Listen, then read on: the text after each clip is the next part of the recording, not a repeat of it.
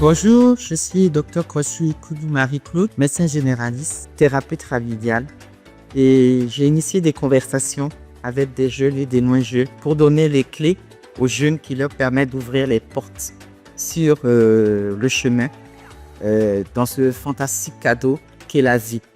Aujourd'hui, les réseaux sociaux sont le nouvel espace de rencontre, de vie en communauté, de vie citoyenne. On a toujours dit qu'il faut tout un village pour éduquer un enfant. Aujourd'hui, ce village-là, ce sont les réseaux sociaux, les plateformes de rencontre. Aujourd'hui, je suis avec Emeline, qui est ma jeune, petite, grande, on va dire, voisine. Et je suis enchantée de discuter avec elle. À bâton rompu, on avait une conversation très intéressante, hors antenne. Et là, je lui ai proposé qu'elle soit la première invitée de mon podcast, de ces conversations, pour pouvoir faire profiter un plus grand nombre de cette très belle conversation qu'on avait eue. J'espère qu'elle sera tout aussi passionnante. Alors, Emeline, comment vas-tu? Très bien. D'accord. Est-ce que tu peux te présenter? Ok, je suis Emeline Indri, qui est à l'état civil, a.k.a. Emeline Success. Bon, je me prénomme comme la voix des idées qui transforment. Je suis diplômée d'un master en journalisme et je suis conseillère en images et en communication. Très bien. Très bien, très bien. Déjà, beaucoup de choses à ton actif pour ton jeune âge. Très, très bien. La dernière fois, on avait eu une conversation très intéressante. Tu étais passé me voir et on a beaucoup parlé de responsabilité des jeunes. Donc là, je voulais qu'on le change ensemble pour pouvoir aider aussi, donner des critères et aider les jeunes parce qu'aujourd'hui, avec les réseaux sociaux, tout est à portée de main pratiquement, mais il y a aussi, c'est aussi la vie réelle, mais il y a aussi la vie, on va dire, réelle qui ne doit pas se laisser dominer par tout ce qui se voit dans les réseaux et qui nous impacte et qui nous influence de toute façon. Donc, moi, j'étais vraiment très surprise. Je n'ai pas TikTok, mais la dernière fois quand tu parlais, tu disais par exemple que sur TikTok, on parlait beaucoup de jeux, voilà, de baby Mama. Donc, le baby mama, c'est quoi? C'est quel concept? Bon, le baby mama, c'est anglo-saxon, hein, la maman de l'homme bébé. Aujourd'hui, les hommes, en général, moi, je les appelle un peu les pères spermatozoïdes. On va trouver ça un peu paradoxal de dire père non commun mondial de bus spermatozoïde, cellules reproductrices masculines, voilà, produit par les quoi, les testicules et tout, patati patata. Mais ce sont des personnes qui ont une absence parentale et aussi une responsabilité parentale et ils sont fiers de dire ah, tu vois, la fille que j'ai enceintée là, c'est ma belle maman. D'accord, donc ça, c'était vraiment un concept très surprenant pour moi. Et bon, voilà, c'est ma baby maman et il ne s'occupe pas de l'enfant apparemment. Non, il ne donne aucune attention à l'enfant, aucun soutien moral, aucun soutien psychologique, aucun soutien financier. Je vois beaucoup de jeunes, même sur Facebook, Instagram, j'en parle. Non, il m'a juste enceinté. Même pour connaître la grossesse, c'est compliqué. Tu vas le poursuivre. La fameuse phrase phare et qui me turlupine à tout moment. L'enfant, quand il va grandir, va me chercher. Tu n'es pas perdu quand même. Quand tu avais su, tu sais ce que tu faisais, quoi. Oui, tout à fait. Mais comment ça se fait aussi? Là, on va parler aussi de ces jeunes filles. Comment ça se fait qu'elles se retrouvent Dans cette situation. Oui, dans cette situation. Comment? Moi, je trouve que parfois les gens disent, surtout sur les réseaux sociaux, il y a des jeunes dames qui disent non, pour choisir un bon papa pour ton enfant. En fait, non, mais excusez-moi du terme, on n'a pas écrit sur un homme qu'il est bon, qu'il est mauvais. Moi, je peux être un homme comme ça et puis je peux venir devant une jeune dame, faire semblant de miroiter des choses, faire semblant de ce que je ne suis pas, quoi. Et c'est pas de leur faute, moi, de mon point de vue. Peut-être si on avait fait l'abstinence, nous toutes, on était toutes vierges avant le mariage, à nous éviter ça. Mais je suis désolée, une baby maman, même si tu es mariée, tu es divorcée après, il t'appelle toujours sa baby maman, quoi. Miaou. Eh oui. Donc, c'est une étiquette collée à certaines jeunes filles qui auraient fait un enfant avec un homme qu'on va dire irresponsable. Parce que, bon, la baby maman, il ne compte absolument pas s'occuper de l'enfant. Et finalement, il a utilisé le corps de cette jeune fille, voilà, comme un instrument pour du plaisir. Mais pas, il n'a pas eu de lien avec cette personne. Mais comment maintenant ce qui est intéressant, c'est de savoir comment la fille fait pour tomber dans ce traquenard-là. Panneau là. Et il y a plusieurs facteurs de mon point de vue, hein, selon moi. Par exemple, une jeune dame qui vit dans des circonstances peut-être catastrophiques, difficiles, elle va pouvoir dire que « Ah non, j'ai projeté ce plan pour qu'il devienne un soutien psychologique. » Or, lui, il vient juste pour abuser de ses traumas. Et d'autres aussi, par naïveté, puisqu'on ne parle pas de sexe en famille, c'est très tabou, surtout en Afrique. Là. On a besoin de ça. L'éducation sexuelle qui dit « Ah, tu utilises des préservatifs, tu connais tant pour ne pas éviter tant. » Et aujourd'hui, là, non, c'est trop tabou. Non, faut être comme si. Et les jeunes filles d'aujourd'hui n'ont pas la capacité que ça avec leurs parents. Elles se réfèrent à personne. Il n'y a pas de modèle aujourd'hui en Côte d'Ivoire. Je suis désolée. Les vrais modèles, on ne les voit même plus. On voit que des influenceurs, peut-être de la minorité télévisuelle à tous les niveaux, même social. Donc, puisqu'elles sont là comme ça dans les apparences, cet homme aussi qui est dans les apparences. Et malheureusement, après, elles se retrouvent enceintes. Et maintenant, le gars la taxe de baby mama. Baby mama, c'est pas nous, ça s'appelle baby mama. Ce sont eux. L'agent masculin qui nous appelle comme ça. Baby mama. Voilà. Baby mama. Donc, voilà. Donc, les critères pour on va dire, pour sortir avec un homme bien. Selon toi, quels doivent être les critères? Est-ce qu'il y a un critère? Moi, personnellement, je dis, à la société actuelle, nous sommes, tout est fake. Aujourd'hui, si on demande à une femme pourquoi elle se met en couple avec quelqu'un, tu allais voir qu'elle va dire non, en famille, je suis fatiguée, non, mon âge, non, la société, non, si. Là, ma mémé me dit toujours, aime-les pour que tu sois épanoui de manière professionnelle et puis financière. Je ne comprenais pas ce qu'elle voulait dire, mais aujourd'hui, à 4 h du matin, là, j'ai une influenceuse que j'ai l'habitude beaucoup, je visualise. Son foyer est bien chic, le gars vient de l'enceinte, tout 4 mois, il est parti. La trompette, il a voici surtout ma c'est baby maman, elle pleure. On a défoncé les réseaux sociaux actuellement, hein. On va pas laisser ça. Mais c'est pour dire simplement que, genre, c'est quelque chose qui est la société. C'est ce que je voulais, relever. C'est qu'il faut faire attention. La vie sur les réseaux n'est pas la vie réelle. Et une chose que je comprends maintenant, ce n'est pas de lutter contre les réseaux sociaux, mais de prendre conscience que les réseaux sociaux nous influencent et nous impactent et va changer notre comportement sur le terrain. Parce qu'à force de regarder ces réseaux, je n'ai pas dit de ne pas regarder parce que de toute façon, c'est the new reality. Quand les réseaux étaient sortis, on appelait ça la nouvelle réalité. The new reality. Aujourd'hui, c'est notre réalité. Donc, ces réseaux-là nous influencent. Il faut qu'on prenne conscience de ça. Et c'est bien que tu me dises que, enfin, c'est intéressant que tu me dises que ton influenceuse, une de tes influenceuses favorites, est devenue bébé de maman. Elle a été, alors qu'on l'adulait. Parce que une vie lisse, c'est-à-dire une vie de dessin animé, de princesse de dessin animé n'existe pas. Donc d'abord, ça c'est la première chose qu'il faut savoir. Il faut intégrer le fait que ces vies-là n'existent pas et que même ces influenceuses que vous, les jeunes filles, vous regardez ou bien les jeunes garçons n'existent pas. Même pour les garçons, il y avait un bodybuilder qui s'appelait Joey. Mais Joey, il est mort parce qu'à force de se piquer au corticoïde, à force de se piquer, c'est vrai qu'il était bien musclé, mais il est mort. Il est mort un jour alors qu'il était en train de faire une partie de galipette avec sa conjointe dans le lit. Mais son cœur a lâché parce qu'il essayait de tirer le corps hors de ses limites. Et là, le corps n'a pas pu suivre. Et c'est ce que font les réseaux sociaux. Les réseaux sociaux vous transforment. Donc, le premier critère, c'est de ne pas prendre comme critère ce que vous regardez dans les réseaux sociaux désormais.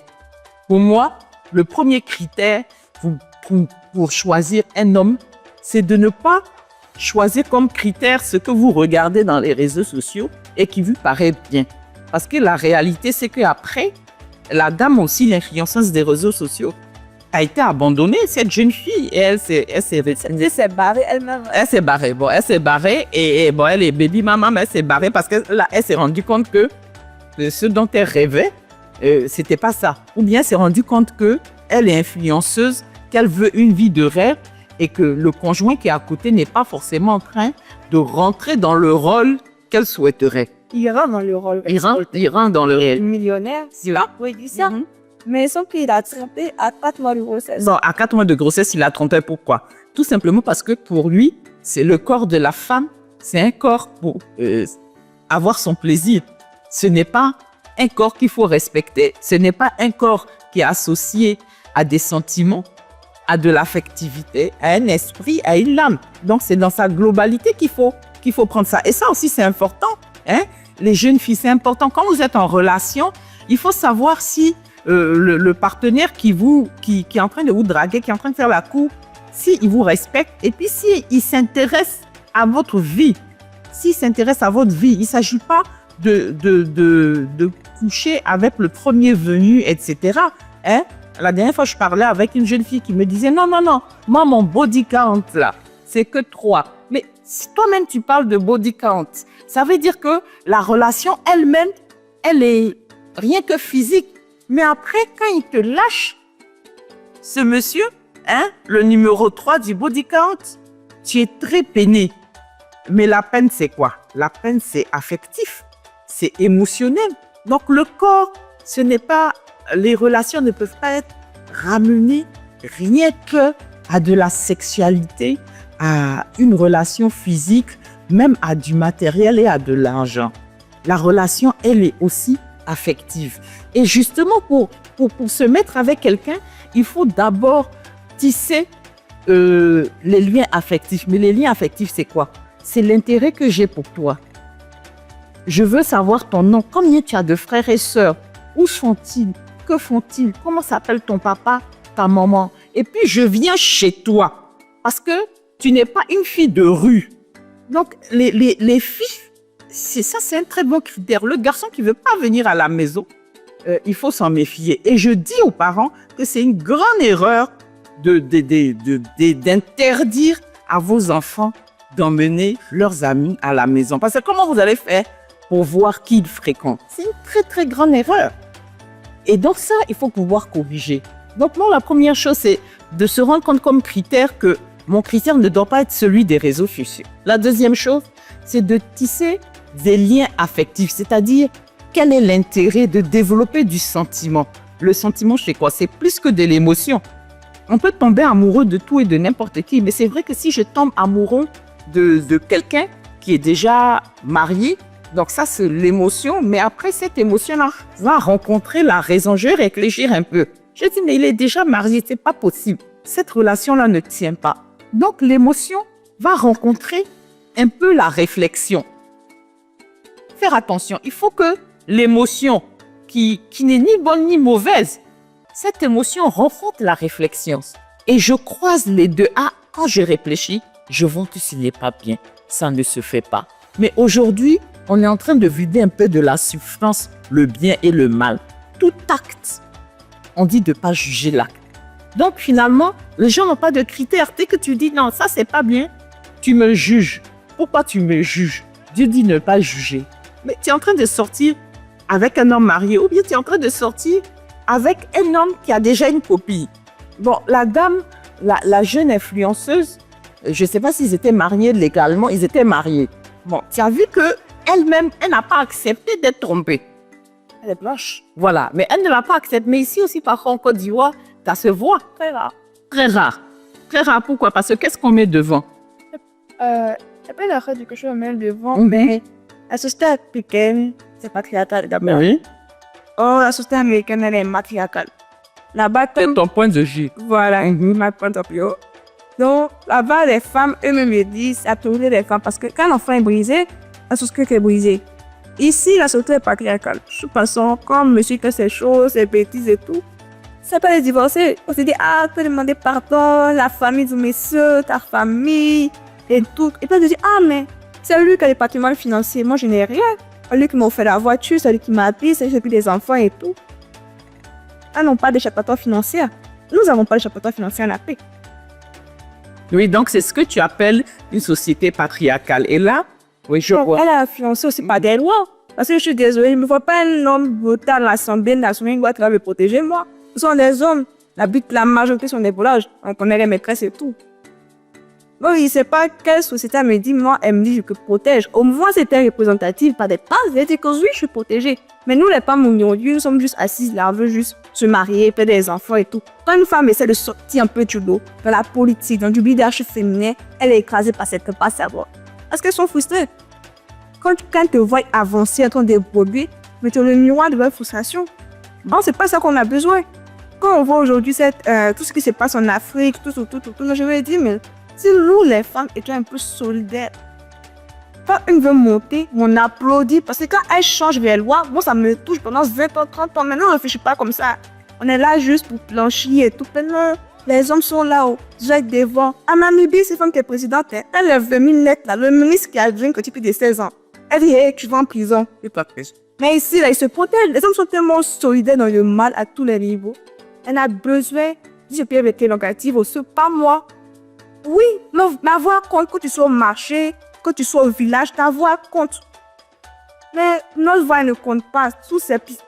À tous les niveaux, on me dit je suis féministe, je suis déjà, c'est pas être féministe. C'est juste la réalité qu'elle a. On s'est brisé. Elles sont là, ils sont aiguës dans les bureaux, dans les pharmacies, à tous les niveaux, parce qu'elles sont brisées. La société ne le protège pas, moi, ça le protège lui. Il va te tromper, il va sortir, tu vas les divorcer. Oui, mais en Europe et tout, la moitié des biens me revient. Pourquoi ça ne fait pas ça ici? Moi, dis non, la culture africaine. Ah oui, la fidélité, là, c'est pour tout le monde. Hein. Je pense que sur ça, sur le droit, je crois que ça a beaucoup évolué et que le droit aussi ivoirien protège la femme qui est trompée et qui divorce. Et si elle a opté pour la communauté des biens, je sais très bien que les biens sont divisés en deux de façon vraiment quitte. Mais si elle a opté pour la séparation des biens lors du mariage, c'est autre chose. Mais il y a encore la façon de définir la société patriarcale. Ta façon est originale. C'est vrai que aux États-Unis, bien dans les sociétés occidentales, de plus en plus, la femme se protège. Donc, comme elle se protège, elle essaye d'acquérir de plus en plus de droits et parfois même, elle se protège contre l'homme. Mais moi, en revanche, je me dis, ici, en Afrique, je ne voudrais pas qu'on oppose les hommes aux femmes. Parce que tout compte fait, c'est la reine Popou. Chez Baoulé, c'est la reine Popou qui était à la tête de ce peuple le plus important de la Côte d'Ivoire et qui a organisé le déplacement de toute sa population depuis le Ghana jusqu'au centre de la Côte d'Ivoire. Donc, on peut dire que il y a une reine qui a été femme, déjà, aussi, avant que l'Afrique ne rencontre l'Occident.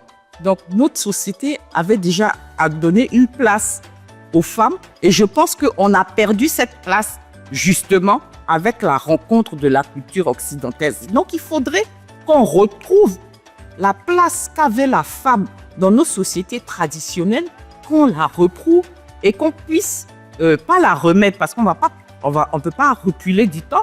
Dans notre histoire, il y a eu la colonisation, il y a eu l'esclavage, il y a eu les travaux forcés, etc. Donc, mais qu'on retrouve cette place d'avant parce que nos ancêtres qui étaient très intelligents savaient ce qui était bien pour nous. Donc moi, en revanche, je ne parle pas non plus de féminisme parce que je pense que le féminisme fait partie de l'histoire naturelle de la société occidentale qui était, les femmes ont toujours été en lutte et les femmes là-bas n'avaient pas le droit de voter. Alors que nous, quand on a installé les élections ici en Côte d'Ivoire, immédiatement, les hommes et les femmes ont eu le droit de voter au même moment. Donc, on n'a pas forcément les mêmes luttes, on n'a pas forcément la même histoire. Et aussi, quand il y a une reine qui peut être à la tête d'un groupe ethnique et que ses sujets sont des ordres et qu'ils acceptent son autorité, qu'à faire réfléchir.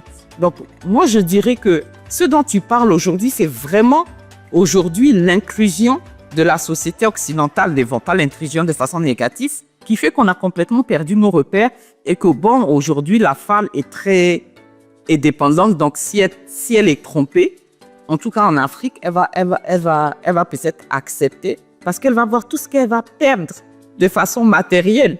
C'est ça. Matériel et puis aussi du point de vue sociétal. Du point de vue sociétal, voilà, Teta. Elle n'est pas prête à faire son positionnement oui, c'est dans la société. Son titre de madame. Son titre, ouais, voilà, ok. qui lui donne un certain respect. Et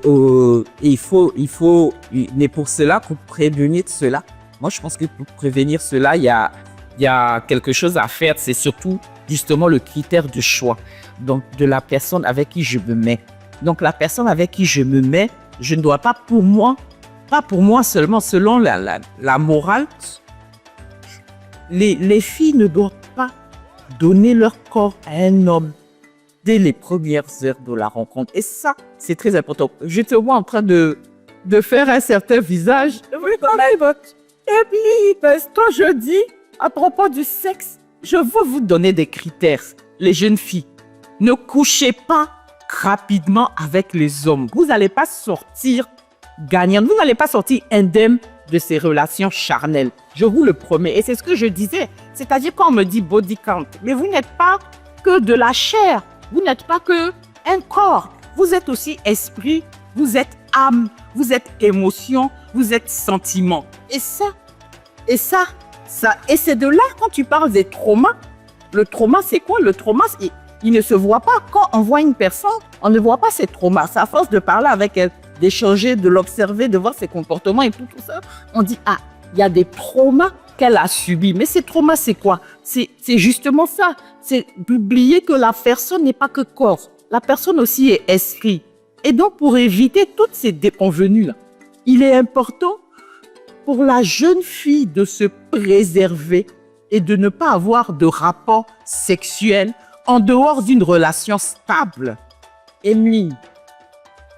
On reprend le Oui. Tu avais déjà fait un petit air comme ça. Donc, vraiment, c'est l'idéal pour tout le monde. Moi, j'ai dit l'idéal pour tout le temps, chacun, pour tout parents, tout. Mais il y a toujours des plaisirs, il y a des réalités qui sont là. Voilà, des femmes qui sont jurées. La première fois, c'est milieu. Voilà. Il y a des femmes. Moi, je connais une personne. Et c'est bien, son premier homme, les loups, 2 semaines plus tard, le gars dit, je ne fais plus rien, toi. Elle demande pourquoi tu sais que je fais que là. Mais comme tu m'as demandé le mariage avant de faire ça, donc moi, je t'ai pas miroiter ça. On s'est pour dire. Donc, et quoi, ils se sont mariés? Il a doté, il a marié, toi, pas 2 semaines depuis. Oui, il a doté, donc il n'a pas finalisé. Il n'a pas fait le civil, il n'a pas fait l'église, il a tout fait. On a connecté à l'église là-bas. Après 2 semaines, la petite Emile dit, ils ne tous pas, il dit, mais que c'est pas que mes pieds m'expliquent un peu, qu'il dit, comme tu voulais ça avant de violer ton corps, donc j'ai fait tout ma viole. C'est ça. Donc, elle est narcissique, excusez-moi. Oui, tout à fait. Tout à fait. L'idéal, c'est vraiment dire, moi-même, je dis, l'idéal, c'est ça. Mais. J'adore cette conversation avec Emeline parce que ce qu'elle a dit, moi, je ne savais pas. Et c'est très important. Tu as dit que même, et je le découvre, c'est-à-dire la jeune fille qui dit, écoute-moi, je me donne à toi seulement si on finalise à la mairie, à l'église, etc., au mariage traditionnel. Ça veut dire quoi? Ça veut dire que avant ça, il y a quelque chose qui ne s'est pas fait. C'est quoi? C'est de développer l'amitié. L'amitié, développer l'amitié entre hommes-femmes. Parce que l'amitié, c'est ce qui va rester quand la passion physique va partir, va s'éteindre. La passion entre un homme et une femme, ça dure maximum 5 ans. La passion. Je vois son numéro de téléphone, mon cœur bat, je sais qu'il arrive, je suis tout excité à la maison, je m'en vais vite, me mettre du parfum, etc. Cette passion va durer 5 ans. Et si vous n'avez pas cultivé l'amitié avec votre ami, votre conjoint, votre partenaire, celui-là peut arriver même jusqu'à vous marier, tout simplement parce que pour lui, ça a été un défi et un challenge qu'il a voulu gagner. Parce qu'effectivement, comme elle dit, certains sont pervers narcissiques. Donc pour eux, tout ce que vous dites est pris sous forme de conflit. Donc il faut qu'il ait le dernier mot. Donc c'est important de développer l'amitié, gardez ça en tête. Donc vous ne pouvez pas vous mettre avec un homme qui ne sait pas où vous habitez, qui ne sait rien de vos parents, qui ne sait rien de vos frères et sœurs, qui parfois même ne sait même pas en quelle place vous êtes, quel diplôme vous avez. ou bien où est-ce que vous travaillez. Ça, c'est régulier. C'est régulier. Je recevais, quand je recevais, j'étais à l'usine, je recevais les jeunes dames dont les maris travaillaient à l'usine. J'ai dit, mais ton mari fait quoi à l'usine? Santi, je ne sais pas. J'ai dit, c'est pas possible. Toi, s'il n'attend que l'argent à la fin du mois, intéresse-toi. Qu'est-ce que tu as fait au travail? Comment ça s'est passé? Etc. Est-ce que ces hommes-là, d'abord, j'ai la culture d'y parler? Non. Mais c'est à toi de donner cette culture. Et justement, quand tu me parles, là, quand tu viens de me parler, moi, tu viens de m'apprendre quelque chose que je ne savais pas sur justement ce mariage qui a été fait et qui n'a duré que 2 semaines parce que le monsieur voulait... Mais si tu ne me dis pas ça, si tu ne me dis pas comment tu veux que moi, ça m'enrichisse et que désormais, je dise attention, effectivement, si tu le prends comme un défi, même ça n'est pas une garantie. En fait, c'est ça. Est-ce qu'on essaye de faire quelque chose? C'est vrai, oui. Donc, quand on essaye, on s'inscrit dans un temps long. On ne s'inscrit pas dans l'immédiateté. Et ça aussi, il faut le savoir. Cette immédiateté-là, elle est due à quoi? Aux réseaux sociaux. Parce qu'avec les réseaux sociaux, avec Internet, j'ai immédiatement à la séance tenant la 4G, la 5G, peut-être la 6G. Ce que je veux, je l'obtiens à la séance tenante. Donc, j'ai l'impression que les rapports humains, les relations interpersonnelles fonctionnent comme ça. Ça ne fonctionne pas comme ça. Les relations interpersonnelles se bâtissent, ça prend du temps. Donc, cultiver l'amitié, c'est de savoir de quel bloc politique est la personne avec qui je parle. Quel plat il aime? Quelles ont été ses blessures? Il a fait le primaire dans quelle école? Il vient de quelle ville? Il est de quelle ethnie? Il a quel âge? Voilà, à quel âge? Oui, mais c'est pour justement, qu'est-ce que je peux vous dire pour vous aider à ne pas avoir une grande déconvenue? Et ça, c'est important. J'ai reçu une patiente qui passait son temps à me dire, docteur, il faut faire un scanner de l'utérus. Mon utérus est chaud, tout ça. Bon, elle était tombée enceinte. Elle a fait un avortement de façon clandestine. Mais elle se sentait tellement mal. Donc, elle a pris notre charte psychologique. Finalement, je l'ai envoyée chez un psychologue pour faire de la psychothérapie. Mais elle suivait la psychothérapie bien. Malgré ça, elle trouvait qu'elle avait quelque chose dans l'utérus, que c'était chaud, que ça n'allait pas et tout. Mais ça a été le jour même où elle a. Donc, comment faire pour que d'autres s'instruisent de elle, son témoignage? Aujourd'hui, c'est de ça dont il s'agit. Aujourd'hui, c'est de ça dont il s'agit. Donc, si tu ne le dis pas, ça ne me forme pas. Et c'est pour ça que je mets en place ces conversations. Et on apprend les moments des filles et des filles des moments. Mais aujourd'hui, c'est complémentaire. Ça ne peut pas être qu'unilatéral.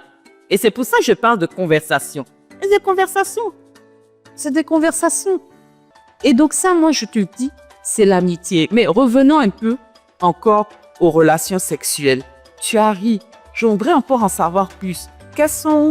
Aujourd'hui, quelle est la dynamique des relations sexuelles hommes-femmes dans une relation de pouce?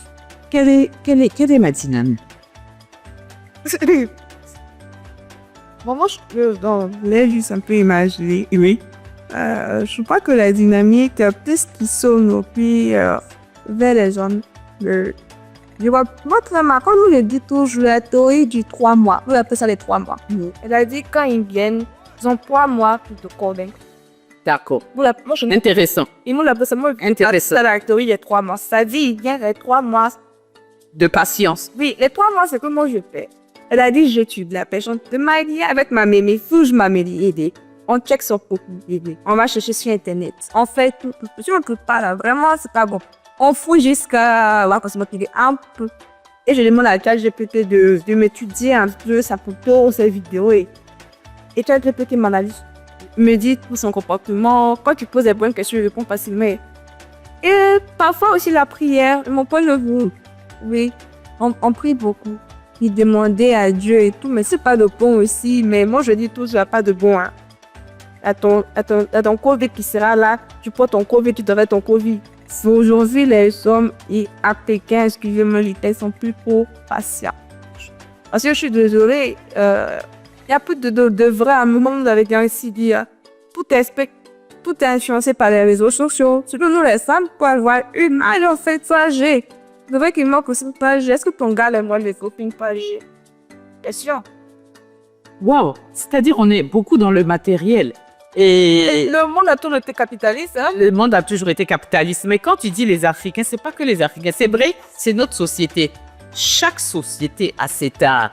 A cet art. La dernière fois, je lisais quelque chose sur la culture japonaise qui est parfois très stressante. C'est qu'il y a certaines personnes qui carrément disparaissent de leur environnement habituel pour aller essayer de recréer une autre vie ailleurs, tellement ils se sentent opprimés par les requêtes sociales, hein, auxquelles ils ne peuvent pas faire part. Donc, et c'est pour ça qu'il faut se soutenir. Les hommes africains, finalement, n'attendent que 3 mois et au bout de 3 mois, voilà, si tu n'as pas, bon, ils s'en vont ou bien ils restent. Et là, s'ils sont restés, c'est que vous avez eu quand même des relations sexuelles maintenant pour raffermir. Les gens, il y a une relation sexuelle, l'un des hommes qui vont à l'église, qui sert dans les... Non, mais clairement, c'est pour ça que Chez Napon. oui, c'est pour ça que aller à l'église n'est pas forcément un critère de sécurité. Hein? Ça devrait l'être, mais ça ne l'est pas. J'ai dit ça devrait l'être, mais ça ne l'est pas. Donc, il ne faut pas se faire d'illusions. C'est pas parce qu'on va à l'église qu'on est une fille bien ou bien qu'on est un garçon bien. Donc, il y a des principes qu'on doit suivre et qui doivent nous guider. Donc, ce que je voudrais dire au terme de cette conversation, il y a tellement de choses à dire, mais aux jeunes filles, c'est de cultiver l'amitié. C'est important. Et donc, l'amitié, c'est de se poser les questions, s'intéresser à la vie de l'autre, s'intéresser à sa vie. Ça, c'est très important. Et se montrer tel qu'on est, transparent, se montrer tel qu'on est. Et il n'y a pas de vie des réseaux sociaux, ça n'existe pas. Donc, essayez de s'approcher à la vie réelle, à ce qu'on voit. Et ensemble, on va mieux se connaître, on va s'aider pour pouvoir parfaire cet amour-là. Mais j'insiste pour dire que il ne faut pas avoir des relations sexuelles si on n'a pas une relation stable au sein du mariage avec un homme. Et même là, j'ai beaucoup aimé, merci, et lui, ce n'est pas une garantie. Donc, ce qui se fait avant le mariage va déterminer ce qui se fera après le mariage. Il est illusoire de se dire, il va changer après. Merci de tout, Émilie. Ton mot de fin. Oh mon Dieu. Mais ce n'est pas la fin, mais il faut bien un mot de fin. Prenons soin de nous. Moi, je pense que la femme va penser plus à sa santé mentale, à sa santé financière et plus à sa santé professionnelle. Voilà, qu'on prenne soin de nous, qu'on te priorise d'abord. Parce que moi, j'ai appris à mes dépens que les hommes se choisissent toujours. On apprend à se choisir aussi. Ouais, il faut, voilà, Emeline, très réaliste, mais terminer sur une note d'espérance. Il faut se prioriser, c'est-à-dire s'aimer, parce que si on s'aime pas, on ne peut pas aimer l'autre. Mais s'aimer de telle façon à être exigeant avec soi-même, discipliné avec soi-même, avoir des principes afin de les rechercher chez eux aussi. Donc ça aussi, c'est important à le dire. Merci beaucoup pour l'attention.